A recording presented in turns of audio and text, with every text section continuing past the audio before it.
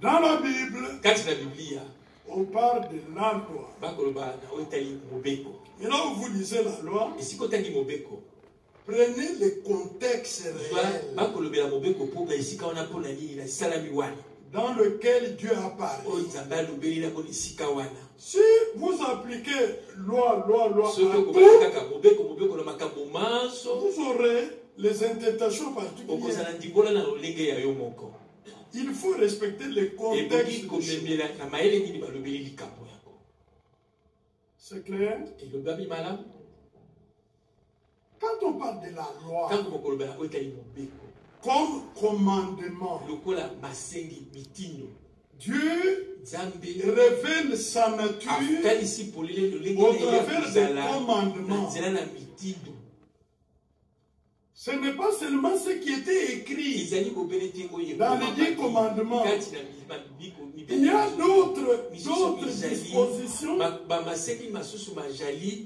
qui ont été proclamées par Dieu. Par exemple, quand Dieu vous dit, ne calomnie pas, c'est sa vie. Ça, ce n'est pas seulement pour l'Ancien Testament. La grâce n'a pas annulé les commandements de Dieu.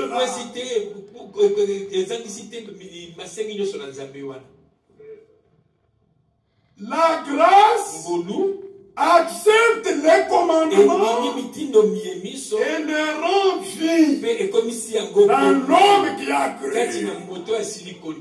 Parce que Dieu a dit, je mettrai mes lois dans leur esprit. Sa volonté.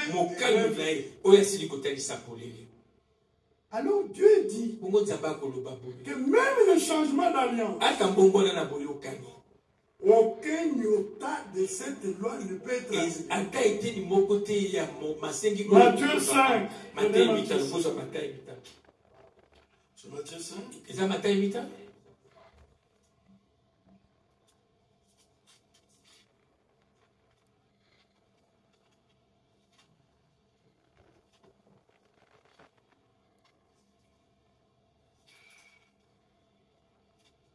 Vous êtes là?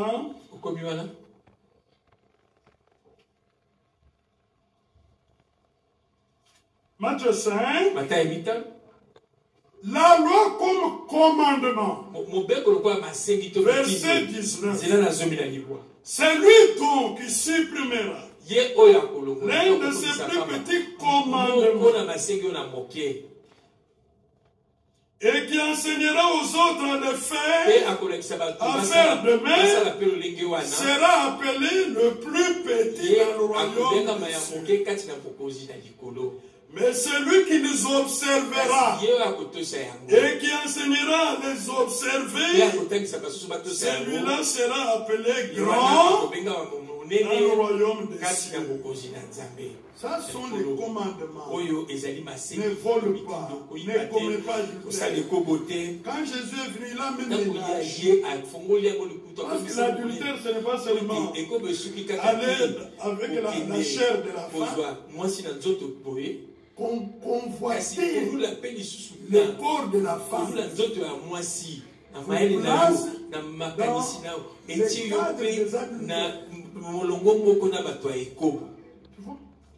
Il n'a pas annulé. Il a même élargi.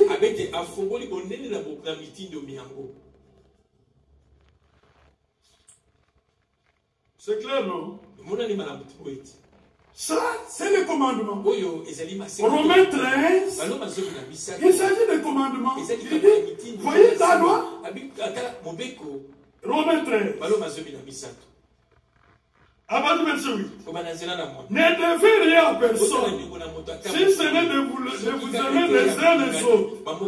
Car celui qui aime les autres accomplit la loi de Dieu.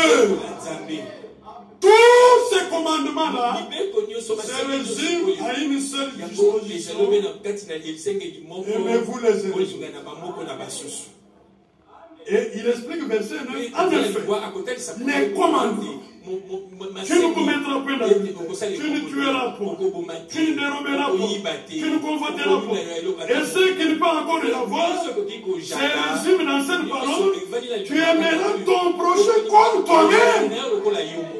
L'amour ne fait point de mal au prochain. L'amour est donc l'accomplissement de la loi, c'est-à-dire les commandements. Comment vous pouvez laisser votre femme, vous n'allez pas une femme d'autrui? Comment vous pouvez laisser votre femme, vous allez sortir avec une femme que vous n'avez pas mariée? Vous péchez contre Dieu. Mais si vous aimez votre frère, vous avez l'amour dans votre cœur, vous ne prendrez pas sa femme. Mais la fille que vous prenez, elle doit devenir une femme de quelqu'un d'autre. Elle doit devenir une femme de quelqu'un d'autre. Maintenant, vous commencez à la souiller en transmettant votre semence. Vous la souillez. Et si on pouvait faire ça de vous, vous serez content. C'est pourquoi Jésus a dit, ce que vous voulez que les hommes fassent pour vous, commencez par le faire pour les autres.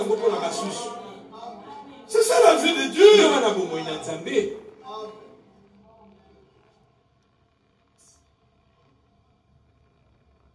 Oh, mais je suis quand même content de voir ma soeur ici. On a prié pour toi. Il y a Rosalie. Bon. On avance. Ça, ce sont les commandements. Quelqu'un ne peut pas dire, quand vous le dites frère, est-ce normal d'être livrant? C'est lui qui se donne à la poisson, portera le regard sur les femmes d'autrui. C'est dit comme ça dans la Bible. Et les ivrognes n'hériteront pas le royaume des cieux. Comme les kipides, sont attachés à l'argent. Ils aiment l'argent plus que les hommes, plus que les femmes. Et la communauté, c'est l'idolâtrie. Vous ne pouvez pas réussir avec ça. Ça, c'est la loi comme commande. Maintenant, la loi comme prophète. Prenez Matthieu 5. N'appliquez pas quand la loi est présentée comme prophète, n'appliquez pas de commandements. Ça, c'est notre contexte. Matthieu 5. Verset 17 à 18. Ne croyez pas que je sois venu pour abolir la loi ou les prophètes. Je suis venu non pour abolir, mais pour accomplir.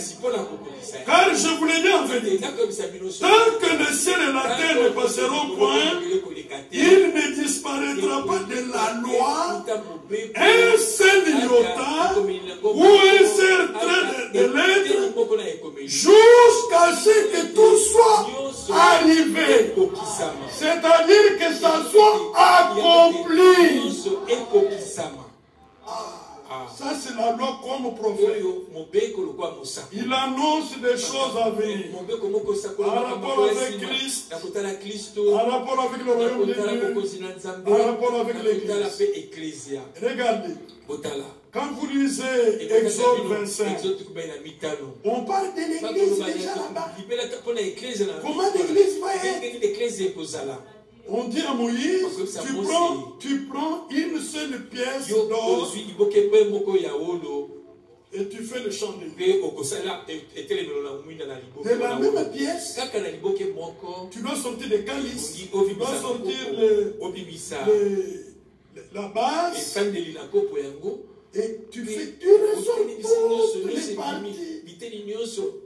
Et la révélation nous est donnée que le chandelier, c'est l'église du monde.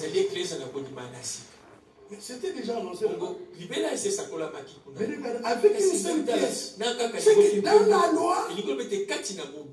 loi annonçait déjà que le corps de Christ devrait être un. Il y a un seul corps. un seul esprit. C'est déjà dans la loi. On devait mettre l'huile et puis c'est le Saint-Esprit. Le feu, c'est la parole révélée qui brille. Voyez?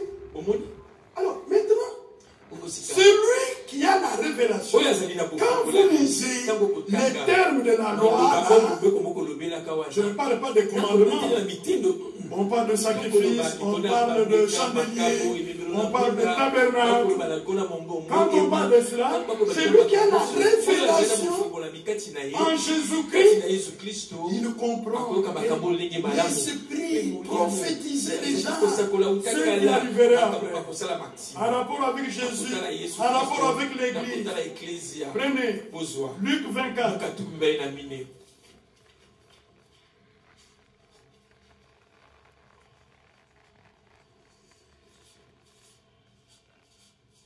Vous êtes dans Luc 24? Ça c'est Jésus. Verset 26 à 27. Ne fallait-il pas que le Christ souffrisse ces choses et qu'il entra dans sa gloire? Et commençant par Moïse, c'est la loi, et par tous les prophètes, il leur expliqua dans toutes les Écritures ce qui les concernait.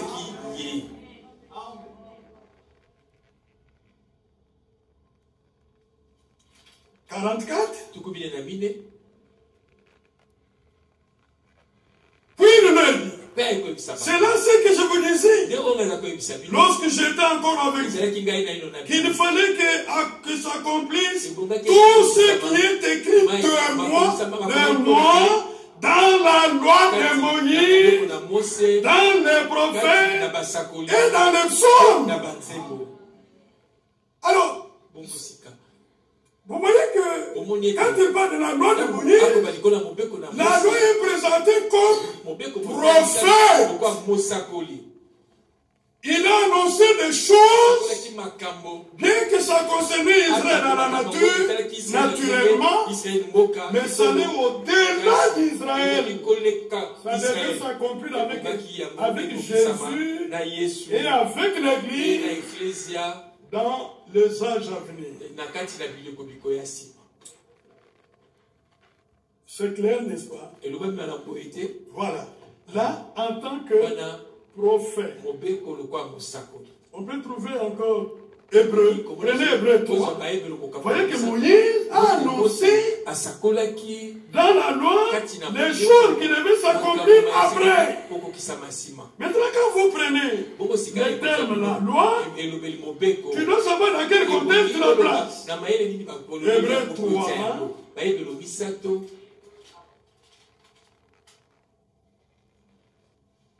Je suis au verset 4. Chaque maison est construite par quelqu'un. Mais celui qui a construit toutes choses, c'est Dieu. Pour Moïse, il a été infidèle dans toute la maison de Dieu, suivi comme serviteur pour rendre témoignage de ce qui devait être annoncé. Ce sont des prophéties. C'est pourquoi vous trouvez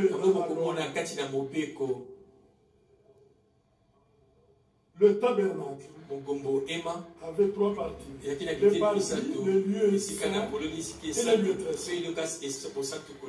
Il y avait des rideaux pour séparer le lieu saint et le lieu très saint, des parvis des lieux saints.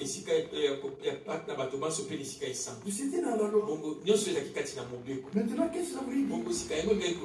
Mais ça parle du temple de Dieu. Le lieu très saint parle de la présence de Dieu. Aller dans la présence de Dieu. Remarquez. les souverains sacrificateurs entraient là une seule fois l'an, les jours des expiations, pour présenter le sang et faire l'expiation du peuple. Et quand ils partaient, on devait veiller. S'ils meurent là-bas, personne ne pouvait y entrer. Il faut trouver un moyen pour tirer les cadavres. Voyez, on y entre une seule fois. Maintenant, comme le temps de la réconciliation était arrivé, par le sacrifice de Jésus, Jésus mourant à la croix, Dieu lui-même a déchiré le voile d'en haut justement pour montrer que le chemin qui conduit à la présence de Dieu est ouvert. Chaque pécheur peut venir par la foi en Jésus. C'est annoncé dans la loi. Et nous voyons l'accomplissement en Jésus-Christ. Troisièmement, la loi comme message. Le frère Branham en parle dans la prédication. Un paradoxe. Parce que, en tant que message, il doit y avoir un message qui doit céder la place à un autre. Est-ce que vous me suivez? Et il montre que la rédemption a deux parties. Il y a sortir et entrer. La rédemption. Vous devez sortir de quelque part et entrer quelque part. Maintenant, comme message, qu'est-ce qui s'est passé avec Moïse? Regardez, prenez Exode 3.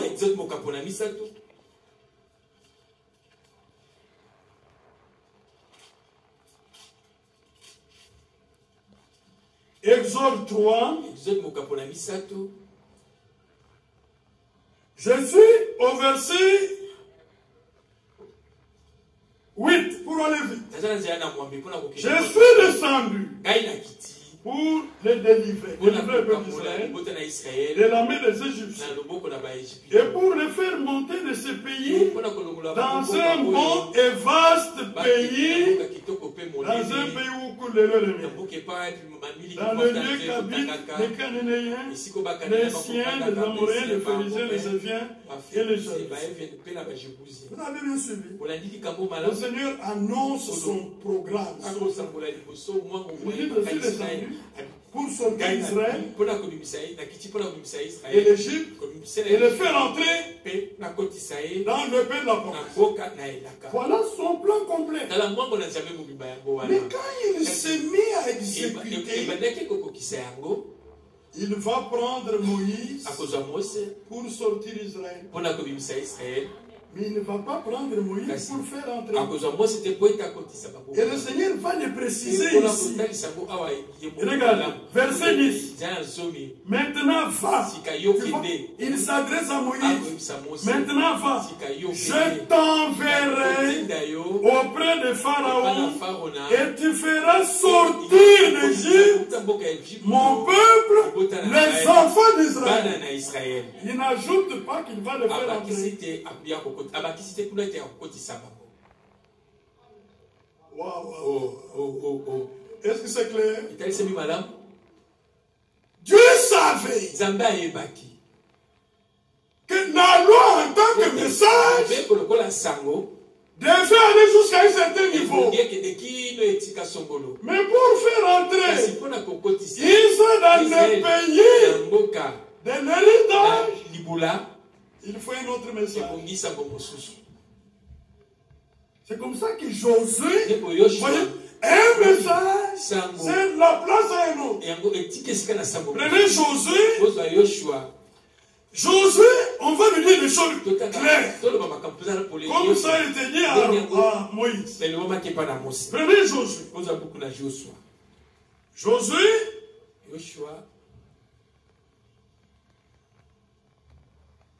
Je suis au verset 2 pour aller vite. Moïse, mon serviteur, est mort. Joshua 1. Maintenant, lève-toi, Josué.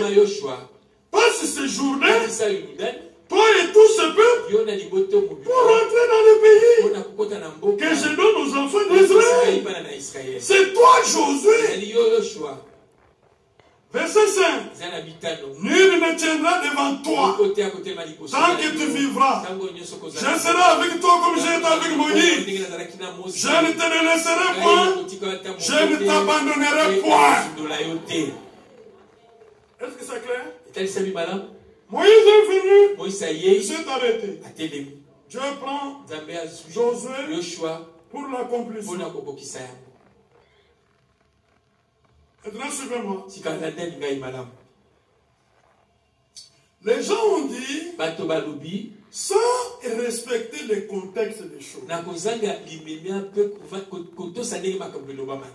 Et fait Franck. C'est lui, le Josué de notre temps.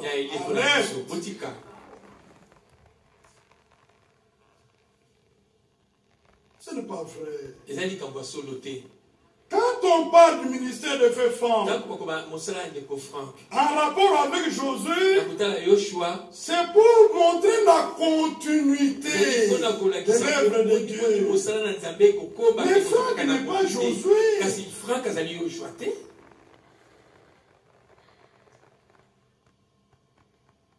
Là où Branham a terminé, il a fait sa part. Dieu a donné à l'église le message. Et Dieu prend le même message. Il a été donné au messager. On a fait fort pour envoyer dans le monde entier. Et toi-même prêche-le.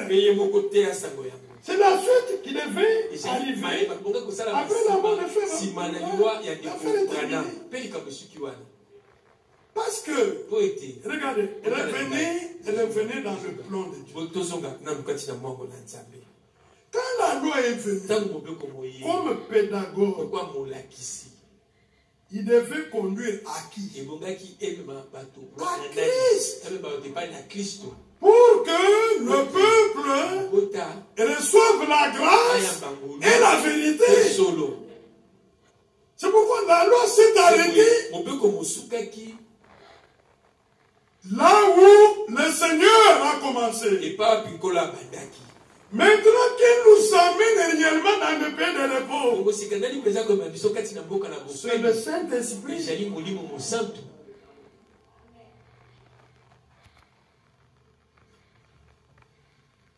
Le vrai Josué, c'est Christ sous la forme du Saint-Esprit. C'est lui qui nous amène dans le vrai repos, le repos de Dieu. Je crois que vous comprenez ça. Pourquoi il y a la confusion? Les gens ne veulent pas mettre les choses dans leur contexte.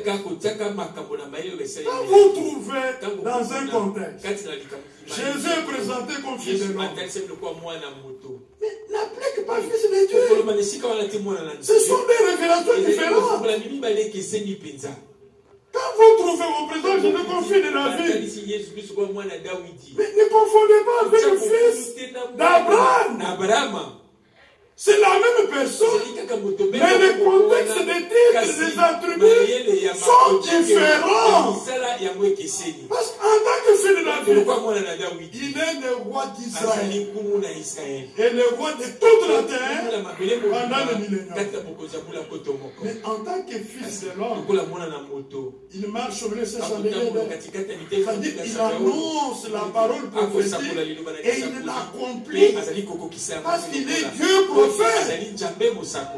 Maintenant, quand on est présent en tant que fils de Dieu, là, on est présent en tant que Dieu manifesté en chair comme sauveur.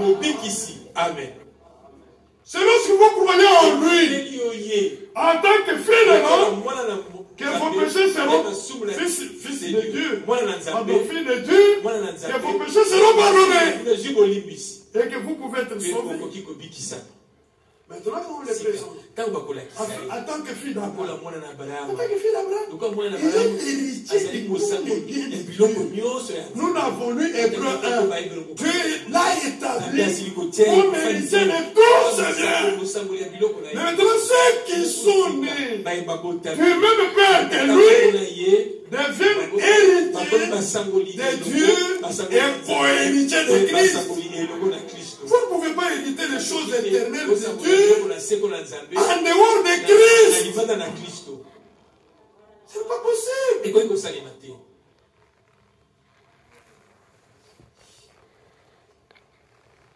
Alors, le message de la loi devait céder la place à un autre message du salut par Jésus-Christ. Et il y a eu un intermédiaire. Celui qui a joué la charnière. C'est Jean-Baptiste. C'est Jean-Baptiste. Jean-Baptiste.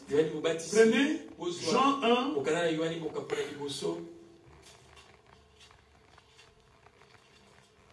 Jean 1, verset 29. Le lendemain, il vit Jésus venant à lui. Il dit, voici l'agneau de Dieu qui ôte le péché du monde. C'est celui dont j'ai dit, après moi vient un homme qui m'a précédé, car il était avant moi. C'est le Seigneur. Le Jésus de l'Ancien Testament est venu dans la chair en tant qu'Emmanuel, Dieu lui-même. Je ne le connaissais pas, mais c'est afin qu'il fût manifesté à Israël que je suis venu baptiser. C'est clair? Maintenant prenez Luc 1. Luc 1. Il est parlé de Jean-Baptiste à partir du verset 15. Luc 1 à partir du verset 15. Car il sera, c'est Jean-Baptiste, grand devant le Seigneur. Il ne boira ni vin ni liqueur enivrant. Et il sera rempli de l'Esprit Saint dès le sein de sa mère. C'est l'onction, ce n'est pas le scellement. Il ramènera plusieurs des filles d'Israël au Seigneur leur Dieu. Il devait faire passer les enfants d'Israël du message de la loi au message de la grâce avec Jésus. Parce que Moïse a amené la loi, Jésus est venu avec la grâce et la vérité. Il faut passer d'un message à un autre. Là, c'est la loi comme message. Maintenant, la loi comme prescription est relative à la tenue des cultes. Hébreu 10.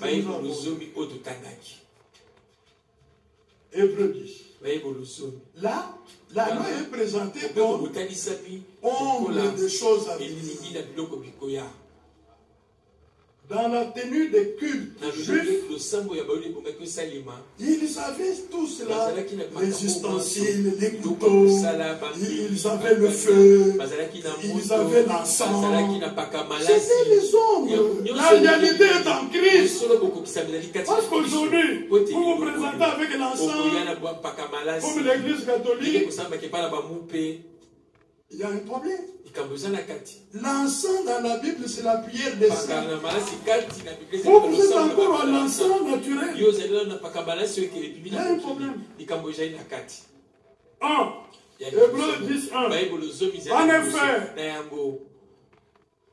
la loi qui possède une ombre des biens à venir et non l'exacte représentation des choses ne peut jamais par les mêmes sacrifices qu'on offre perpétuellement chaque année amener les adorateurs à la perfection. Là-bas c'est écrit les assistants. Ce sont les adorateurs. Parce que c'était l'homme, ce n'était pas la réalité. C'était l'ombre. Une ombre n'est pas la réalité. Et c'est clair.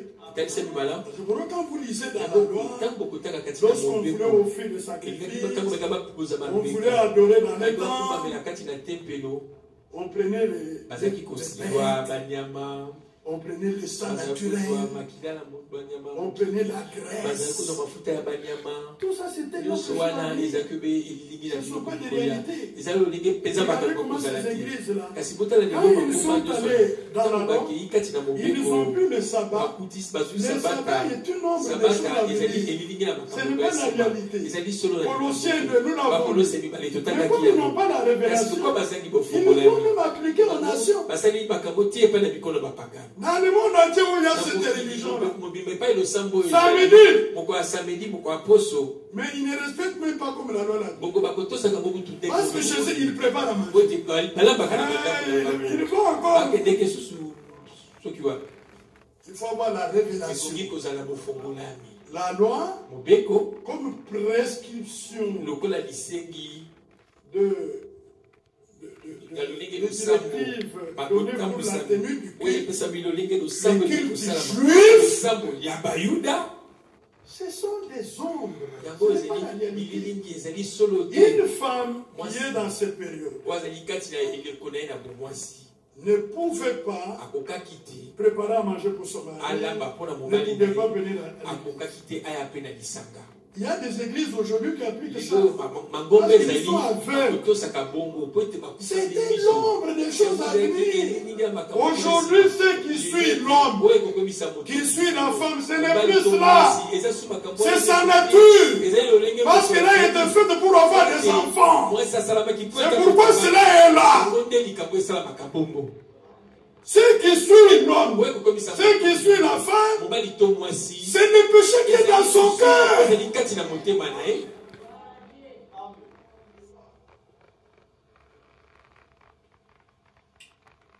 Est-ce que c'est clair ça? Et vous qui êtes enseignés, éloignez-vous des gens qui n'ont jamais été enseignés, qui ont des connaissances partielles, et vous prêtez oreille, vous prenez même l'ignorance. Il y a un problème. Suivez toutes les chaînes là. Prendre un sujet, l'amener du début jusqu'à la fin, c'est pas facile. Il faut que ce soit la grâce que Dieu vous fait.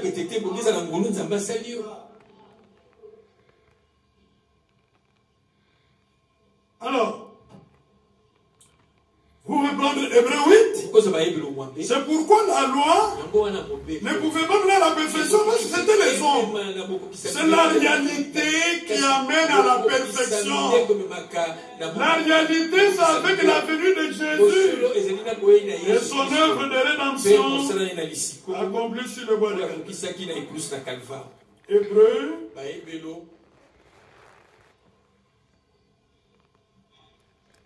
8. Verset 3. Tout souverain sacrificateur est établi pour présenter des offrandes. D'où il est nécessaire que celui-ci ait aussi quelque chose à présenter.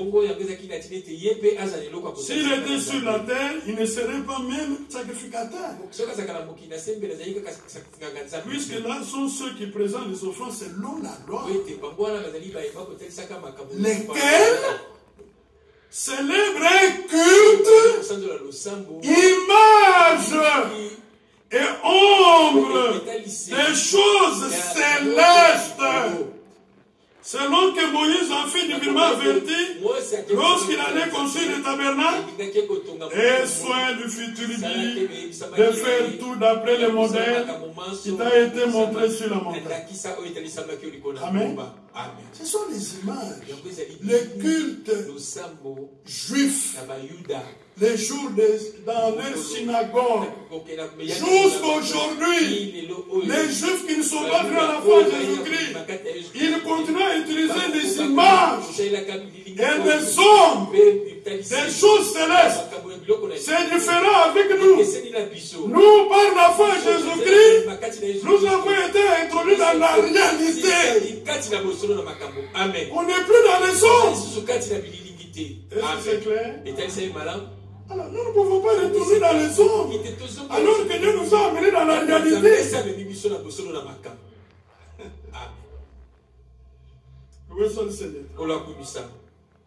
Nous avons vu la loi comme pédagogue, c'est-à-dire éducateur, comme conducteur. Il est guide. Alors s'il est guide, il doit conduire un guide. C'est clair. En tant que pédagogue, éducateur, en tant que guide, la loi doit nous conduire au but. Mais quel est le but?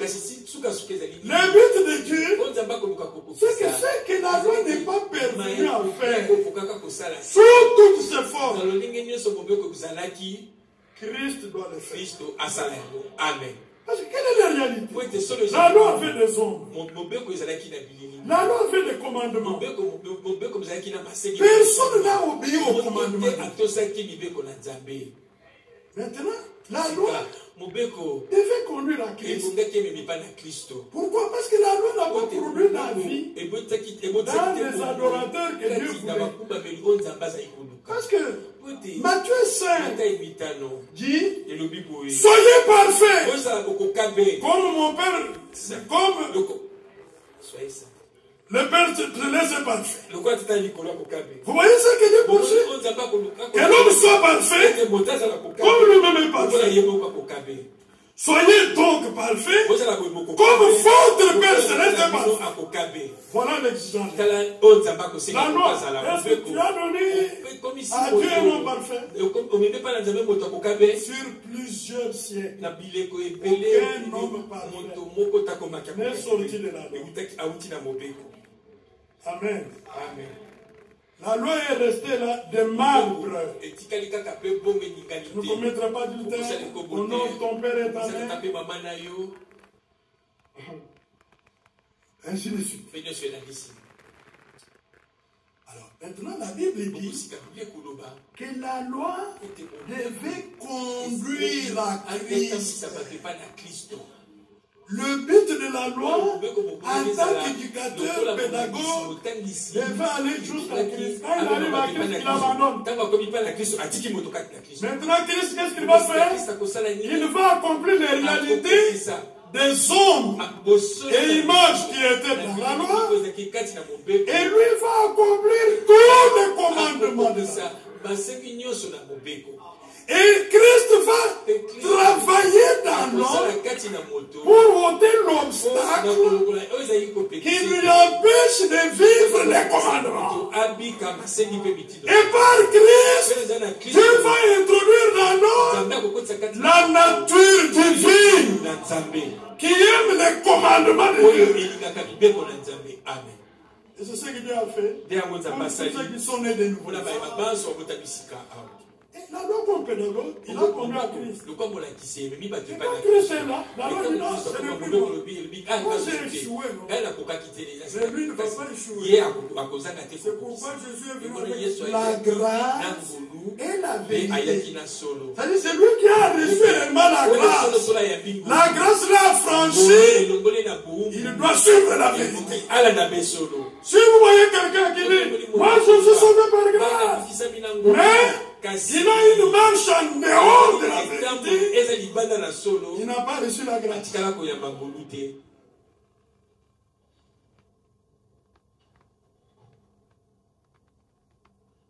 Nous avons vu. Bon, maintenant, c'est le dernier, je pense. La loi comme alliance. C'est-à-dire comme dispensation. C'est-à-dire comme un régime. Il y a eu un changement de régime aux États-Unis. Trump est venu dans le nouveau régime. Avant c'était Biden, avec le système démocrate. très corrompus, pervers. Ce sont ceux avec la CIA qui ont armé les Rwandais pour les richesses du Congo. J'ai connu un même l'église.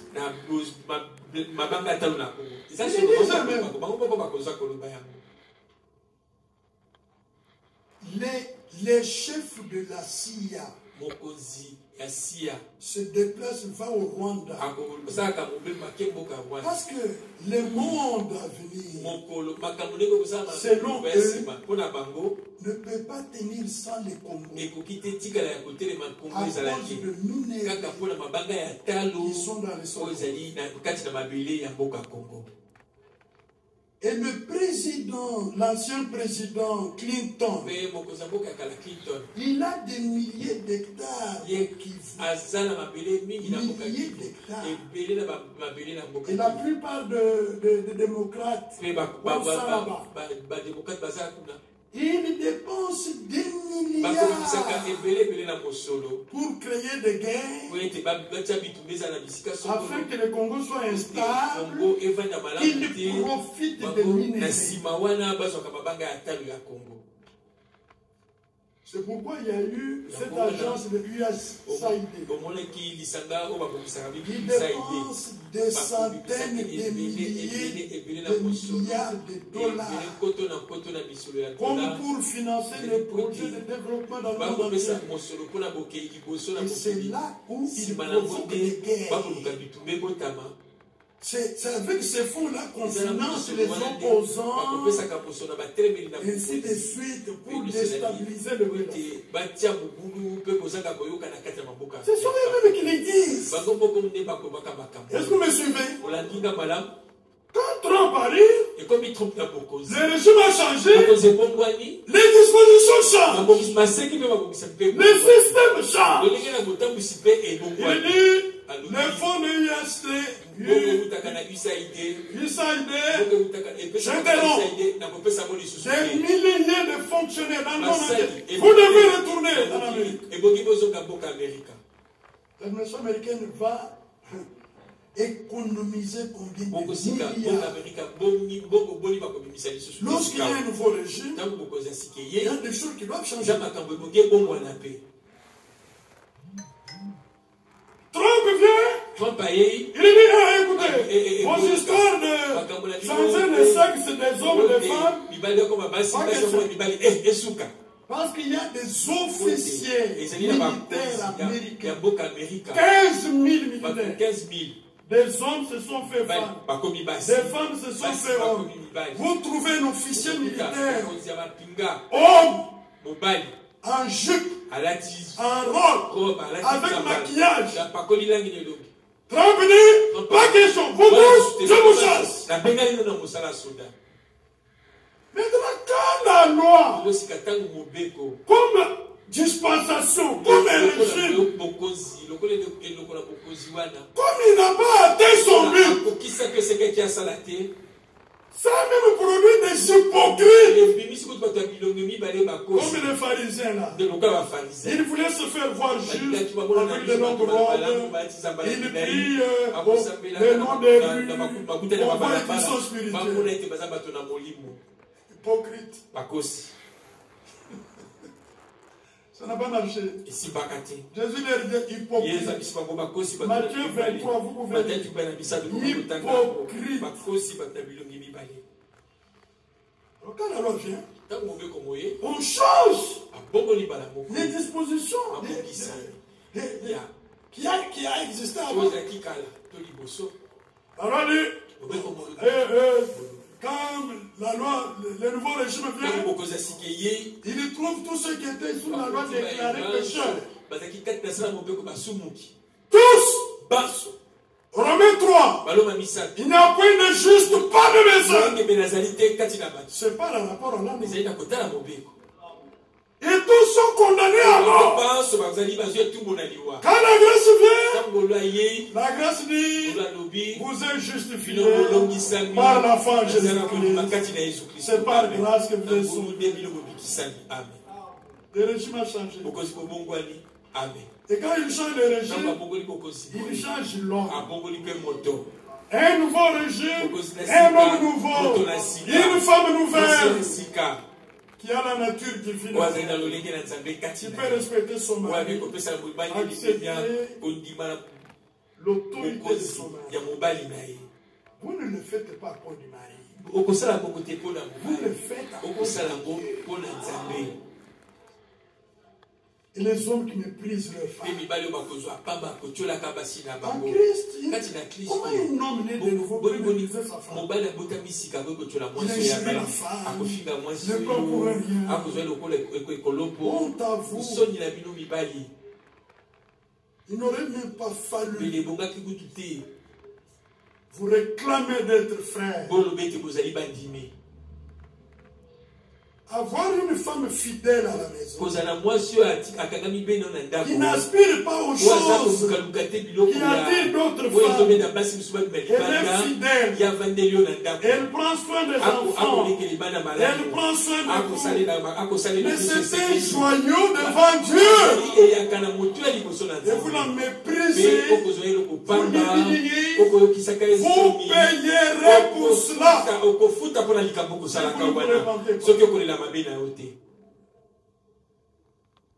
Vous prenez la grâce de Dieu en vain. Toutes les femmes ici, d'autres femmes qui ne craignent pas Dieu, elles commettent adultère avec tout le monde, vous ne le savez pas. Mais elle est fidèle à toi. Malgré toutes les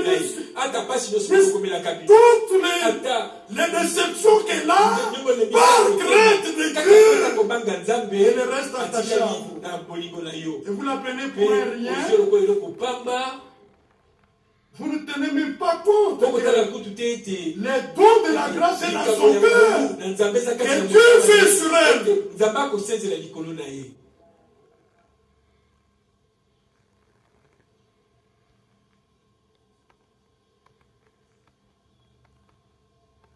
Terminons avec Romains 7.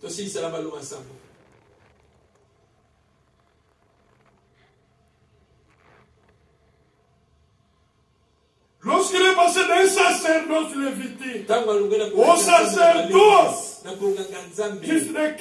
Christ, on a changé le sacerdoce. La loi doit changer. Verset 12. Car le sacerdoce étant changé, nécessairement aussi il y a un changement de loi. En effet, celui de qui ces choses sont dites appartient à une autre tribu, dont aucun membre n'a fait le service de l'autel. Car il est notoire que notre Seigneur est sorti de Juda, tribu dont Moïse n'a rien dit pour ce qui concerne le sacerdoce.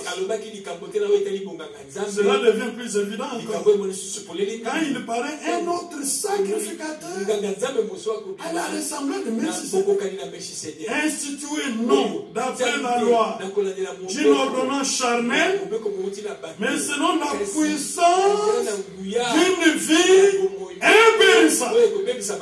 Car le témoignage lui est rendu. Tu es sacrificateur pour toujours, selon l'ordre de Melchisédek. Verset 18. Car la loi n'a rien à... Non, verset 18. Il y a ainsi abolition d'une ordonnance antérieure à cause de son impuissance et de son utilité. Car la loi n'a rien amené à la perfection. Introduction d'une meilleure espérance par laquelle nous nous approchons de Dieu. Dites Amen. C'était déjà inutile. Les images et les ondes n'ont rien donné. C'était pour un temps de transition. Mais maintenant que Dieu lui-même est venu pour rendre l'homme parfait et capable de vivre selon sa volonté, les images l'ont passé. Amen. C'est pourquoi dans Romains, nous avons lu jeudi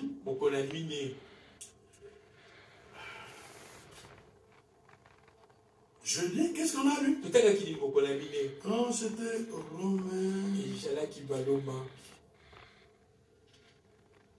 voilà. Romains 6. Ceux qui ont reçu la grâce, écoutez l'exhortation. Ainsi vous-même, regardez-vous comme mort au péché et comme vivant pour Dieu en Jésus. Que le péché ne règne donc point dans votre corps mortel et n'obéissez pas à ses convoitises. Voilà l'exhortation. Ne livrez pas vos membres au péché comme des instruments d'iniquité, mais donnez-vous vous-même à Dieu comme étant vivant des morts que vous étiez, et offrez à Dieu vos membres comme des instruments de justice. Dites Amen. Maintenant verset 14. Car le péché n'aurait point de pouvoir sur vous, puisque vous êtes non sous la loi, mais sous la grâce. Amen. Sous la loi, comme on n'était pas changé, le péché avait autorité. Mais comme un régime, Dieu l'a changé. Comme un régime. Mais les commandements sont restés pour ceux qui ont reçu la grâce. Tati, c'est bon?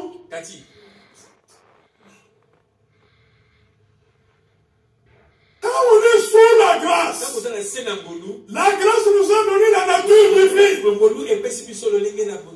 Le péché n'a pas de pouvoir. Amen. Mais quand la grâce n'était pas encore là, ceux qui étaient sous la loi, les péchés avaient de pouvoir sur eux, parce que c'était l'ancien régime. La loi n'a pas changé, l'homme n'a pas changé, le péché domine. Dans la grâce, la loi est restée comme commandement. L'homme est changé. Comme l'homme est changé, le péché n'a plus pouvoir sur un homme qui a la nature divine. Exalté soit le Seigneur. Si vous remarquez dans votre vie, il y a une histoire du péché qui domine. Tournez-vous vers Golgotha. Seigneur, tu m'as délivré de cette chose par la mort de Jésus. Remplis-moi de ta nature. Remplis-moi de ta nature. Et Dieu le fait par sa grâce. Gloire à Dieu.